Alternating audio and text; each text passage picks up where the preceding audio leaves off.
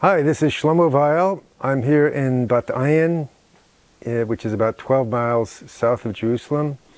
And I want to share with you some tips to help make your Lulav shaking this Sukkot more meaningful.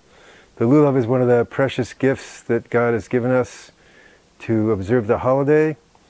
And it's a powerful meditative prayer tool. And I want to give you some pointers to how to use it more powerfully. So a couple of general tips. First of all, it's helpful to keep your back straight. And that means tucking your chin back. A lot of people have their chin kind of over or hunched over. Just tuck your chin back so that your neck is straight. And it's good to not lock your knees. Leave your knees a little bit loose and a little bit bent, and just kind of feel your spine straightening. Feel your spine like a lulav, like a straight lulav. And this is a general tip for prayer in general. When we in the mode of prayer are connecting heaven and earth, it's helpful for that connection to the spine to be straight.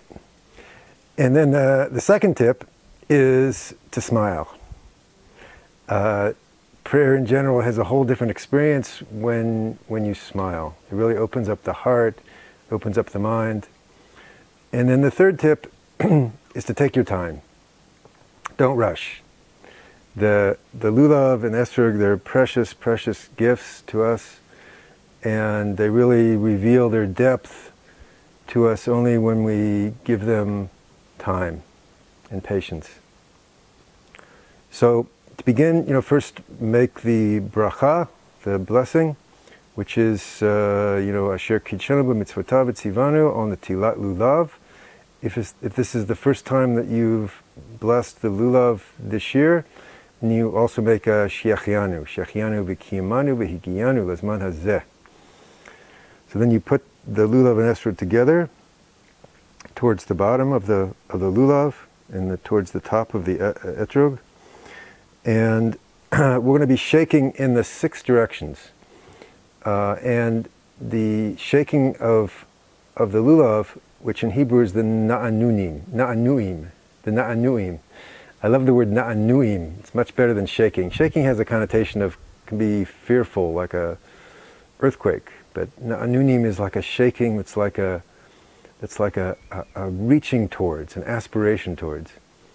So as we do the na'anunim, we'll do the na'anunim in the 4 directions of the compass, and then up and down. And each of the directions corresponds to a divine emotive attribute, a sphira. So you can shake along with me, and I will guide you in the divine emotive attribute that's characteristic of each direction, and that relates to rain, because this is our rain stick. It's the tool through which we make it rain, and it's also a tool for powerful personal transformation, because these divine emotive attributes are the divine emotive attributes that created the world, but they're also within each of us, within each human being. So I'm going to shake in each direction, and please join along with me. So after we make the blessing, the first direction is to the right, which if we're facing east, which is traditional, would be towards the south, which in the northern hemisphere is towards the sun. It's like the sun shining.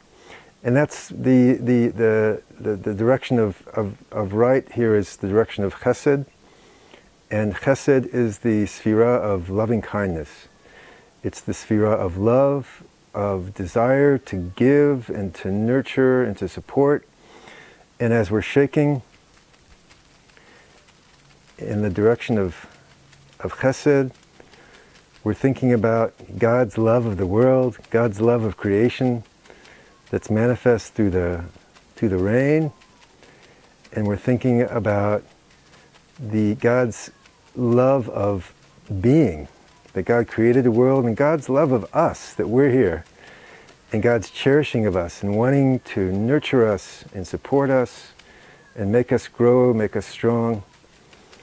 These are the the thoughts of chesed, thoughts of love, thoughts of giving, thoughts of nurturing flow. And then after shaking, then we bring the lulav and etrog to our heart.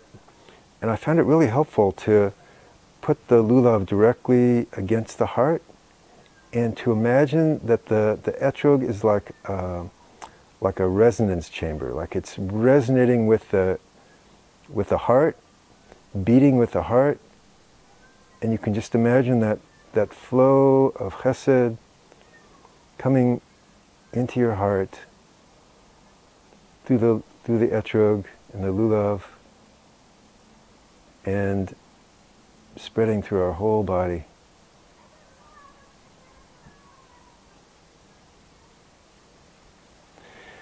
And then we shake to the left, which is the direction of gvura, which literally means strength.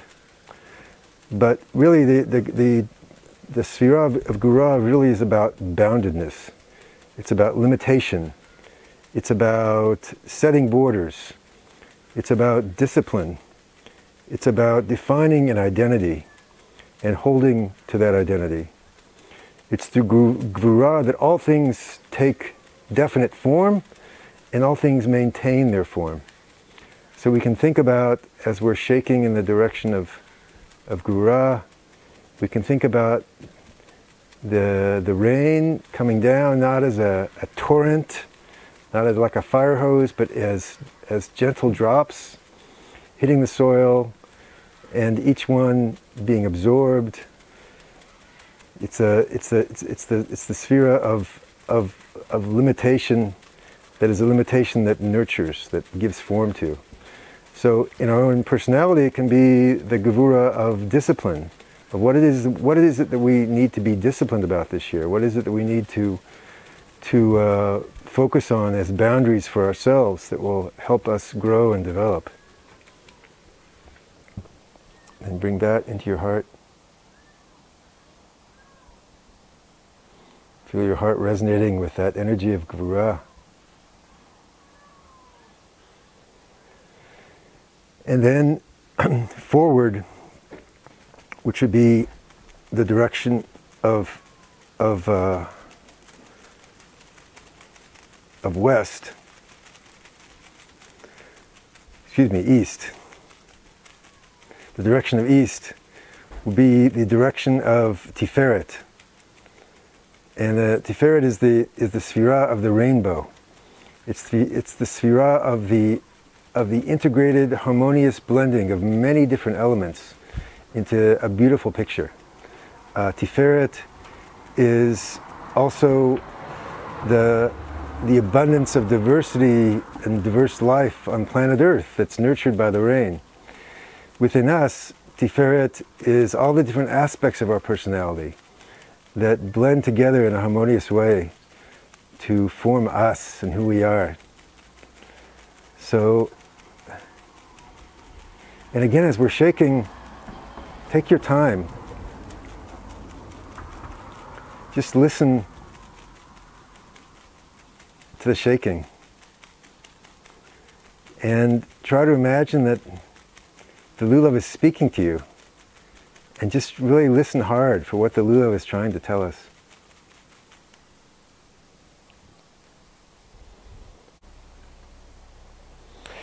So the next sphera is the sphera of Netzach. And Netzach literally means victory or eternity. And we shake up the direction of Netzach. And Netzach really is the sphera of essential commitment, of embedded commitment, the thing that we're never going to give up on, the thing that God's never going to give up on. And it's related to our persistence, our determination to accomplish a particular goal is related to the sphera of Netzach. And it's related to what is meant to manifest. For example, the seed has a strong element of Netzach, that it's meant to manifest as a particular plant. So here, standing here in the hills of Judea as a Jew, I myself am a representative of God's Netzach, his insistent determination that we as the Jewish people would return to our land. If you're a Jew anywhere in the world, your existence as a Jew is a representation of God's commitment and eternal persistence in maintaining the Jewish people's unique identity that you share in. So when we're shaking, we're thinking about the cycle of precipitation from evaporation to cloud formation to precipitation that is embedded in the natural order of planet Earth. We're thinking about the cycle of seasons that progress and come back one to another, this eternal commitment going on and on. And we're thinking about the things that are our own life that we insistently are determined to manifest in the coming year. The things that are really seeking manifestation within us. And bring that to our heart.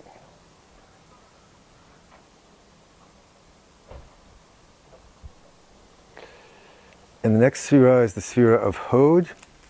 And Hod has several different elements to it. The word Hod itself means like a shining or a glory. And it's also related to the word Hodaya, which means acknowledgement, acceptance. So it involves an acknowledgement, an acceptance, humility. And we're shaking down with this sphera. So it's like we're kind of planting ourselves, planting the Lulav.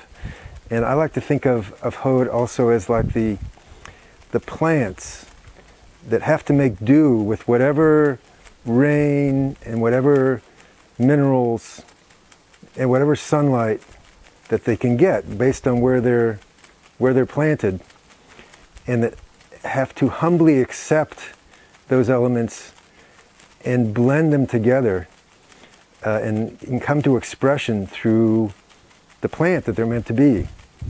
So, and the plant is like the glory, the shining of the soil, the shining of planet Earth. So you can think of it that way, as like, what are the elements that are givens in my life that I'm not going to change, but that I can use as elements of expression for who I'm meant to be.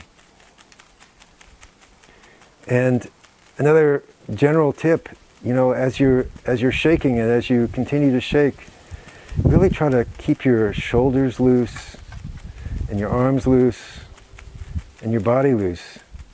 And if you do this a little while, you can start to shake yourself, your own body. And after a while, you may be not clear whether the Lulav is shaking you or whether you're shaking the Lulav.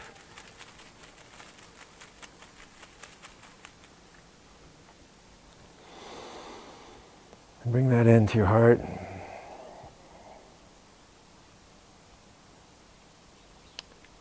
And then the sixth sphera is behind us in the direction of west. And I learned that to keep my feet planted in the same direction, but merely to turn my body to shake behind me. So it's a little bit of a stretch on your spine and your neck. And the sphera of Yesod is the sphera of connection, of communication. It's the sphera of wanting to communicate, of wanting to transmit something to another. It's also the sphere that's associated with the complementary opposites, the attraction of complementary opposites towards one another, of male and female, of heaven and earth, of yin and yang, coming together in some fruitful, intimate way to bring new life into the world.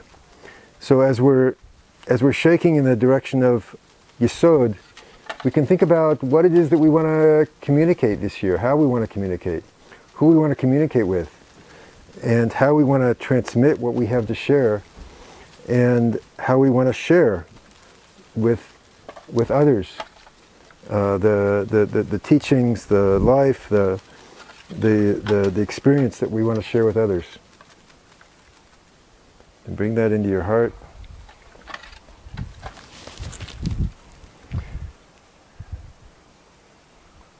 And this final sphera, the sphera of Malchut, is the sphera of manifestation, and it's represented by the Lulav itself. And this is the final step in the process of shaking. Is just bringing it into our heart, bringing it all these different elements into our heart in a way that invites their manifestation in the coming year. Through rain and through our own development and changes this coming year. So again, take your time. If you're a Jewish man and you daven with a minyan, with a quorum of 10, which is a really beautiful thing and important for a Jewish man, then I invite you, when they get to the part where they're going to shake the lulav, to just step out of the service or find a little corner of the room to be able to shake in a way that's meaningful and takes the time it takes to make this into a powerful meditative prayer. Chag Sameach.